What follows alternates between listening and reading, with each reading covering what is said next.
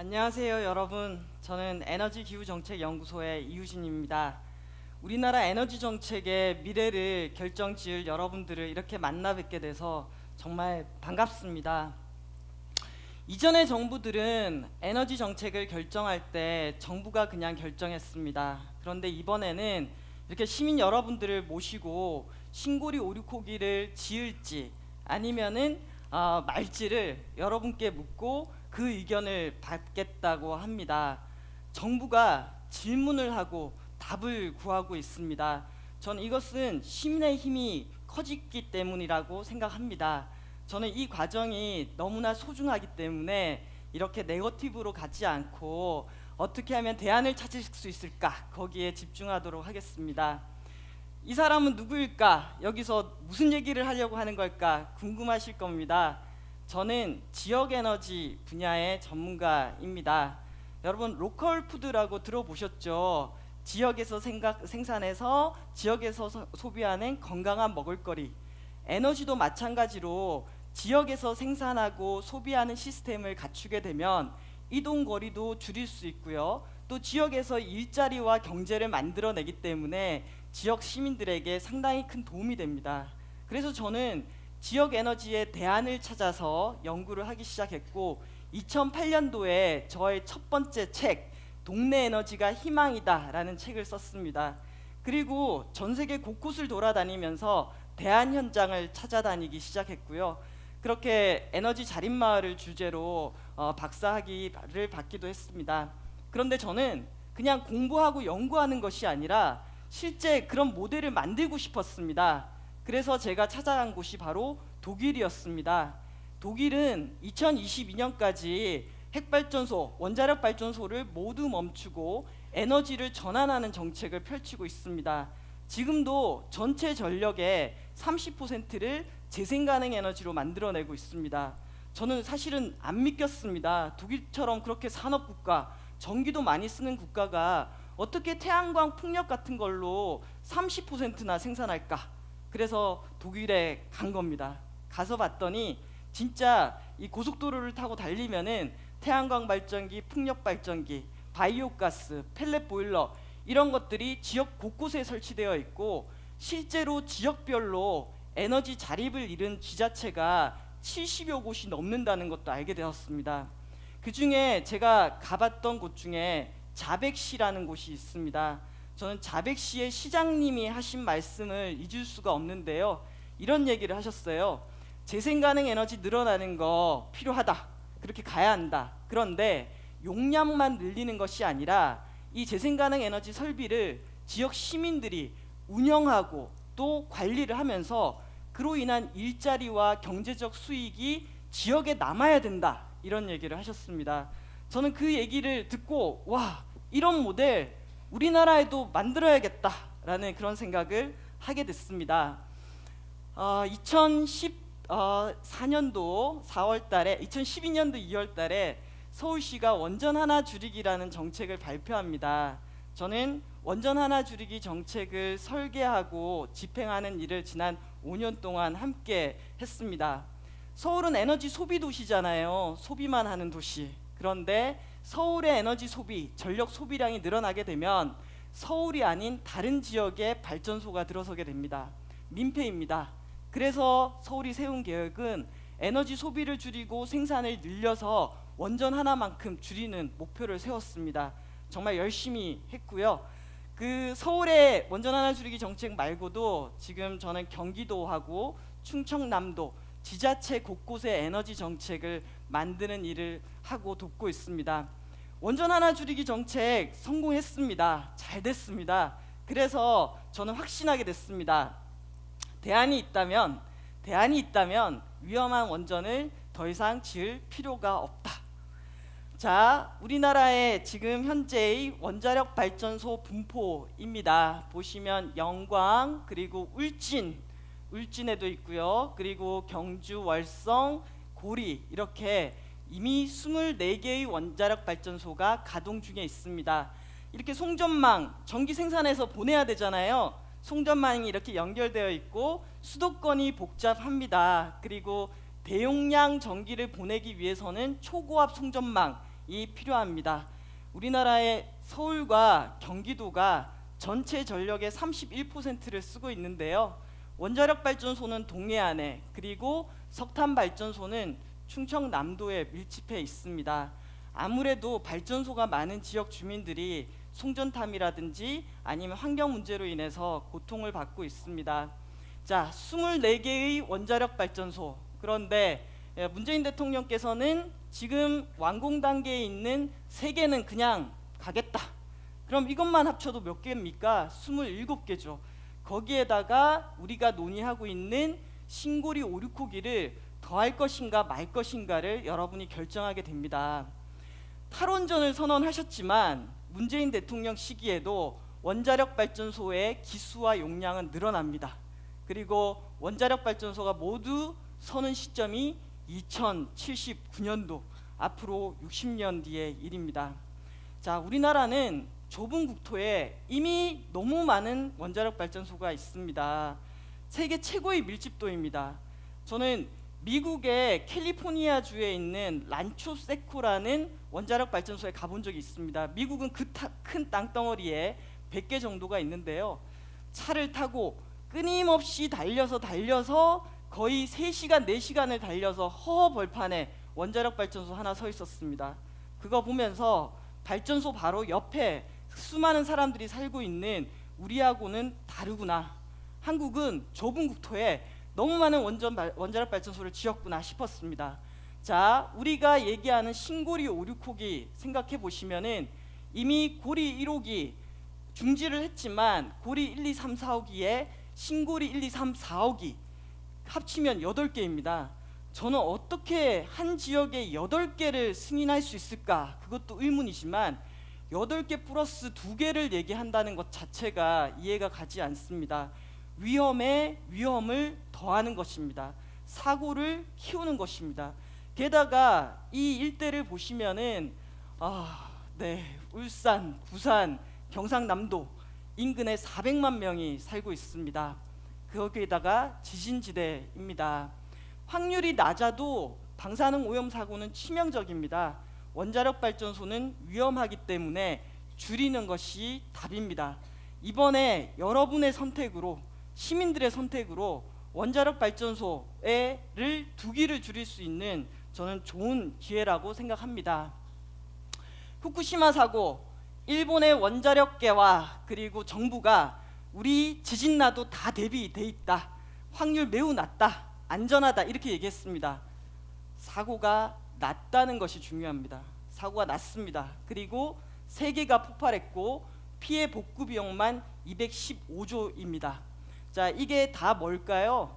방사능에 오염된 토양들을 다 걷어가지고 이렇게 검은 마대에 담아서 쌓아두고만 있습니다. 이건 방법이 없습니다. 이렇게 쌓아두는 것 외에는.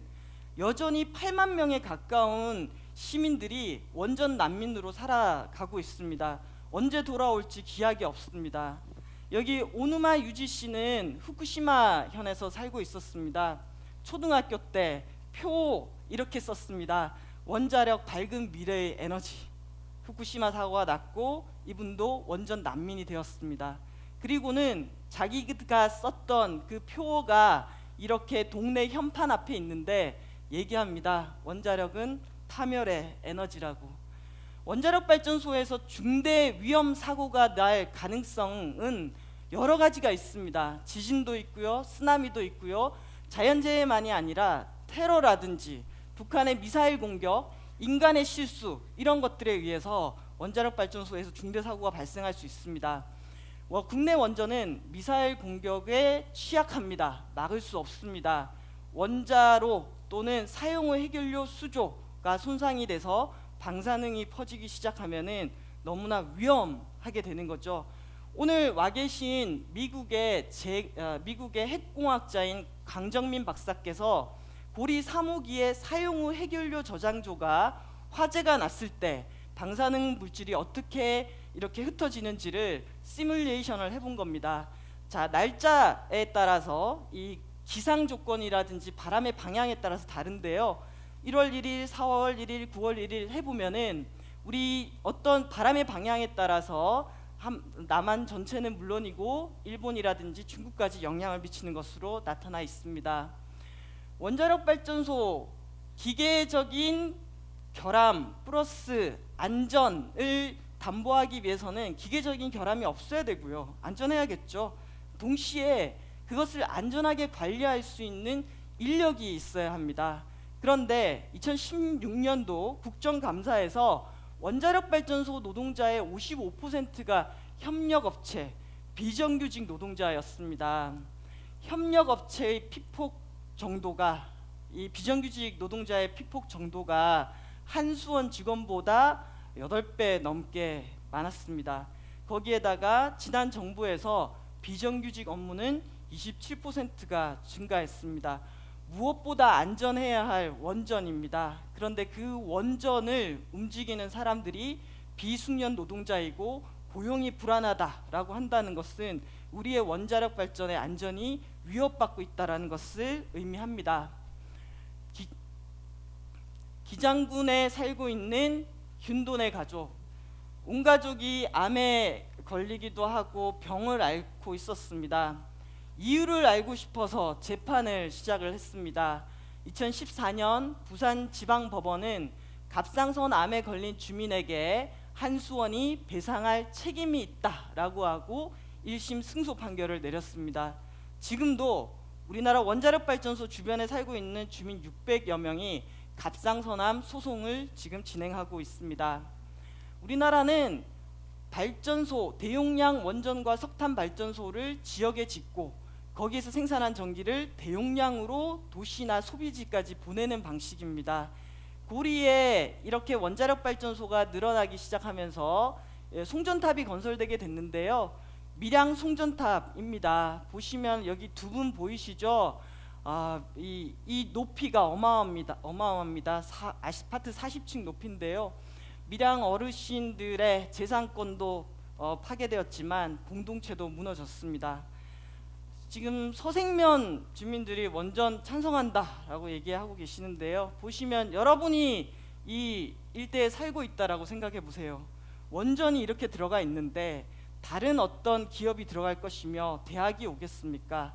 생계의 수단이 없습니다. 한번 원전이 들어선 지역에서 다른 경제적 대안을 찾는 것이 어렵습니다. 지역 주민에 대한 이주와 보상 대책, 그 약속은 지켜져야 합니다. 너무 힘든 얘기만 한 것 같습니다. 제가 지역 에너지 얘기하고 좀 대안 얘기한다고 했는데요. 이제부터 대안 이야기를 좀 하겠습니다. 2015년도 4월 달에 남경필 도지사의 집무실에 에너지 전문가들이 모였습니다. 대책을 마련하기 위한 회의였습니다. 보시면 신울진 원자력 발전소 이미 6개가 있는데 거기도 4개를 더 짓는다고 했습니다. 그러면 전기 생산량이 많아지겠죠. 그렇게 생산한 전기를 강원도를 관통해서 경기도까지 연결하기로 했습니다. 그리고 경기도에 변전소 시설을 짓기로 했는데요. 후보지가 경기도, 양평, 여주, 이천, 광주시가 후보지로 떠올랐습니다. 당연히 지역 주민들이 안 된다, 송전탑 안 된다라고 반대를 하기 시작했죠. 자, 그러면 경기도 어떻게 할 거냐 회의를 했는데요. 봤더니 경기도는 우리나라 전체 전력 소비 1위입니다. 전국에 사용하는 에너지 20%, 자립률은 29%. 경기도가 필요하니까 당기고 있었던 거죠. 그래서 나온 대안, 서울시가 원전 하나 줄이기를 하더라. 그러면 경기도도 전력 자립률을 높이자. 우리가 높여서 우리 지역에서 생산하면은 다른 곳에서 덜 당겨와도 되지 않냐. 그래서 만들어낸 정책이 경기도 에너지 자립 2030 정책입니다. 전력 자립률을 2030년까지 70% 가까이 끌어올리는 정책입니다. 그때 남경필 도지사께서 이런 얘기를 하시더라고요. 우리가 만약에 경기도에서 70% 달성하게 되면은 노후 원전은 몇 개를 줄일 수 있는 거냐. 그래서 계산했더니 7개가 나왔어요. 그때가 고리 1호기를 수명 연장하느냐 마느냐 가지고 논쟁할 때라서 경기도가 이렇게 하게 되면은 노후 원전 줄이고 안전하게 된다. 이 내용으로 경기도가 발표를 하게 됩니다. 그래서 신축, 경기도 도청사 새로 짓잖아요. 도청사의 이 디자인 설계부터 바뀌게 됩니다. 에너지 자립 건물로 이제 자립도를 60% 가까이 높여서 짓기로 했고요. 도시가스가 안 들어가는 지역부터 에너지 자립마을 정책을 시작했습니다. 그리고 안산의 저수지에 이게 물입니다. 수상태양광. 그리고 경기도는 공장이 많잖아요. 공장 지붕 위에다가 태양광을 올리기 시작했습니다. 태양광 1기가와트는 원전 한기 분량인데요. 경기도가 이 프로젝트를 하겠다고 발표를 했습니다. 전력 자립도 29%에서 42%로 뛰어 올랐습니다. 이게 놀라운데요. 2015년에서 2016년 사이 1년 사이에 신재생 에너지가 3.5배가 증가하게 됩니다. 지자체가 마음을 먹고 에너지 정책을 펼치면은 변화가 온다라는 걸 보여주는 거죠. 경기도는 산업이 많기 때문에 산업계의 대책을 세웠습니다. 에너지 절약 전문 기업이 있는데요. 그 기업들이 에너지의 산업 단지에 들어가서 컨설팅을 하기 시작했습니다. 그래서 여기 보시면은 공장의 에너지 관리 시스템을 개선을 했더니 전력 손실을 47%나 줄였고 전기 요금을 1억 2천만 원을 절감할 수 있었습니다. 투자, 에너지 효율을 높이기 위해서 투자를 했잖아요. 투자한 비용을 전기 요금으로 뽑아내는데 3년에서 4년밖에 걸리지 않았습니다. 만약에 우리나라의 많은 기업들이 이런 에너지 효율 사업을 한다면은 줄일 수 있는 에너지가 얼마나 더 많겠습니까? 그리고 경기도 일자리 우수 기업으로 선정된 그리드 위즈, 여기는 수요 관리 사업을 합니다. 우리 전기 부족 고민하시는데요. 피크 치면은 안 되잖아요. 피크 관리가 중요하잖아요. 자, 피크가 막 올라가고 있을 때 그리드 위즈가 이미 협력 관계에 있는 400여 개 고객사에게 지금 전기 줄여주세요. 그러면 한꺼번에 훅 줄이게 됩니다. 그러면 피크를 완화시킬 수 있죠. 이렇게 수요 관리하는 걸로 그리드 비즈는 돈을 버는데요. 첫 해 매출 3억에서 지금 300억까지 성장을 했습니다. 에너지 절약이 곧 에너지 생산이다. 그냥 설비를 계속 추가해가지고 발전소를 공급만 하는 게 아니라 필요한 양, 적정량 피크 관리를 하면은 돈을 투자해놓고 설비를 놀리는 게 아니라 유연하게 대처할 수 있다는 걸 보여주고 있습니다. 이제 서울시 원전 하나 줄이기인데요. 제가 서울시 정책 만들면서 서울은 태양광 어떻게 하지? 아파트밖에 없잖아. 그리고 자기 집 없는 사람도 많은데 어떻게 태양광 설치하지? 그래서 만들어낸 것이 베란다에 다는 태양광입니다. 자, 미니 태양광 정책 제안자가 접니다. 네. 그래서 지금 서울에 이미 32,000가구에 설치가 돼 있고요. 이제 산업부가 이걸 국가 사업으로 지원하기 시작해서 이제 전국에서도 아파트 베란다에 태양광을 이렇게 달 수가 있습니다. 노원구에 11월 달에 입주 예정인 에너지 제로 주택 단지입니다. 주택 지을 때부터 에너지 제로로 쓸 수 있도록 지었습니다. 그렇게 했더니 2011년 대비 2015년 전국적으로 전기 소비량 늘어나는데 서울은 줄었고요. 도시가스는 전국 대비 3배나 줄어들었습니다. 시가 집중을 하고 에너지 정책에 집중을 하면은 바꿀 수 있다라는 걸 보여준 사례입니다. 지붕 위에 태양광을 올리고 그리고 LED를 달아가지고 이 새는 전기 요금을 연간 5억 가까이 줄이고 그 줄인 돈으로 이렇게 경비원 아저씨의 임금을 올려준 서울시 성북동의 이 석간 두산 아파트 사례도 있습니다. 에너지 비용도 줄이고 함께 사는 도시를 만든 거죠. 광역지자체장 이 바쁜 분들이 모였습니다. 서울은 원전 2개 줄이고 경기도는 노후원전 7개 대체, 충청남도는 석탄을 줄이고 제주도는 재생가능 에너지 늘리는 것으로 서울시, 경기도, 충남, 제주도가 지자체가 노력을 하겠으니 정부가 도와달라. 이런 선언을 언제 한지 아십니까? 2015년에 벌써 했습니다. 정당도 다른 분들이 에너지 전환, 대안을 만드는 일에는 함께 하겠다라고 약속을 하신 겁니다. 그런데 우리나라 지금 너무 원전 중심, 석탄 중심으로 하다 보니까 재생가능 에너지 비중 꼴찌, OECD 국가 꼴찌입니다. 오스트리아, 덴마크, 포르투갈 77, 60, 52 가고 있습니다. 섬나라인 일본 전력망이 고립되어 있다고 하는데요. 일본도 우리나라의 재생가능 에너지의 7배 하고 있습니다. 전 세계가 재생가능 에너지로 가고 있는데 우리만 뒤처져 있을 수가 없습니다. 지금부터라도 재생가능 에너지로의 전환 서둘러야 합니다. 투자 상품으로도 재생가능 에너지는 매력적입니다. 저도 양천 햇빛 공유발전소에 투자를 했는데요. 400만 원 투자했는데 내년에 37만 원 받게 됩니다. 수익률 꽤 괜찮죠? 이 프로그램을 설계한 루트에너지의 윤태한 대표는 에너지 재생가능 에너지를 투자해서 그 수익을 시민들에게 돌려주게 되면은 재생가능 에너지로 발생하는 입지 갈등도 줄일 수 있을 것이라고 얘기를 합니다. 우리나라 재생가능 에너지 발전 비중 2.2%, 일자리 3만 5천 명, 연간 수출액 5조 원, 2.2%에 이 정도 하고 있으면은 앞으로 얼마나 더 잘하겠습니까? 자, 재생가능 에너지는 혁신의 아이콘입니다. 부지 면적 막 이거 이만큼 필요해요가 아니라 여기 보시면은 다리 위에, 물 위에, 심지어 프랑스에서는 도로 위에도 올리고 있습니다. 건설 중인 원전을 취소하거나 중단하는 거 이례적인 일 아닙니다. 지난 40년 동안 17개 나라에서 90개가 넘는 원자력 발전소가 중단됐습니다. 미국에서는 5조를 투자한 원자력 발전소도 건설 중단했습니다. 왜? 경제성이 떨어지기 때문입니다.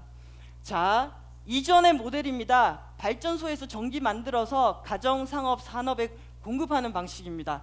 그러나 4차 산업혁명 시대는 다릅니다.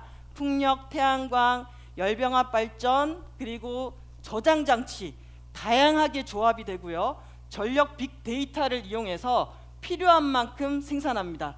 무조건 만들어서 쭉 보내는 방식이 아니라 똑똑하게 생산하고 똑똑하게 소비합니다. 자, 두 개를 보더라도 어디에서 일자리가 더 많이 만들어지겠습니까?